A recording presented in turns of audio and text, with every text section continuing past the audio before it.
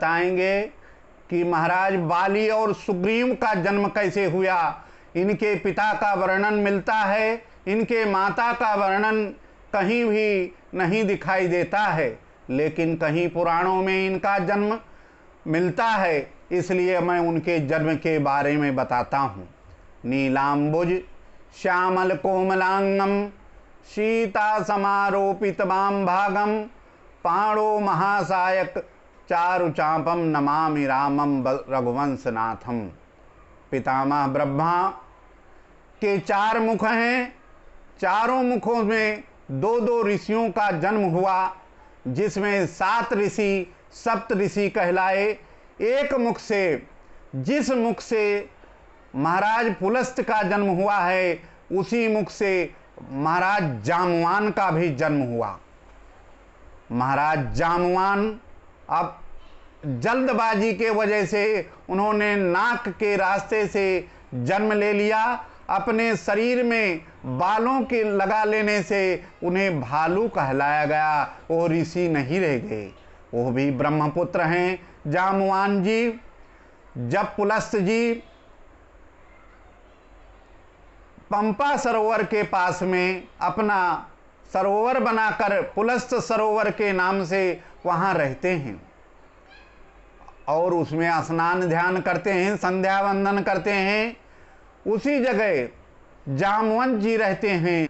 जामवंत जी उसमें जाकर स्नान कर लेते हैं, क्योंकि उनके भाई हैं पुलस्त जी, और उस जल को मल देते हैं, मथ देते हैं, विध्वंस कर देते हैं। उस जलों में कमल पुष्प हैं, उसको नोच देते हैं। इस प्रकार से बड़ा विध्वंस करने लगे, क्योंकि जामवान जी को 1000 हाथियों का बल है, इसलिए महाबलवान हैं महाराज जामवान। एक दिन की बात है, पुलस्त जी ने यह श्राप दे दिया कि जो पुरुष इस सरोवर में स्नान करेगा वो स्त्री स्वरूप को पा जाएगा। इस प्रकार श्राप दे दिया। जामवान जी इस चीज को जानते नहीं थे।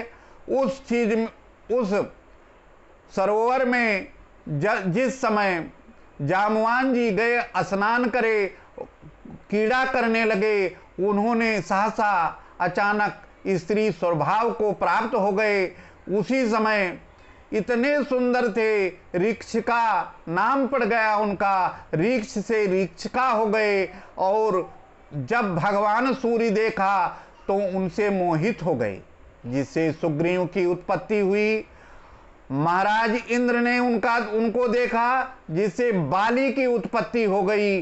बाली और सुग्रीव, एक इंद्रपुत्र दूसरे सूर्यपुत्र हैं, और माता ऋक्षिका हैं। और जिस समय फिर वो उस सरोवर से बाहर आ गए, वो फिर ऋक्ष हो गए, जामवान जी हो गए। इस प्रकार महाराज बाली और सुग्रीव का जन्म हुआ। इसलिए उनके माता का वर्णन हर जगह पुराणों में नहीं मिलता है, कहीं कहीं मिलता है। इसलिए ये भगवान इनको जानते हैं, ये ब्रह्मा पुत्र हैं, इसीलिए यह आगे चलकर भगवान को सेवा में रहे। भगवान राम की अनेकों प्रकार की सेवा दी और मंत्रणा करते हुए यह आगे चलकर रामादल में भी रहे और रावण के युद्ध में भी गए, रामेश्वरम के स्थापना में भी रहे। जामवान जी पूर्ण बुद्धिमान हैं, सहस बुद्धि कहे जाने वाले महाबलशाली जामवान जी हैं, ब्रह्मा के पुत्र हैं। इसलिए इन्हें रावण का पितामह भी कहा जाता है। और यही ऋक्षिका से बाली और सुग्रीव से जन्म भी दिए।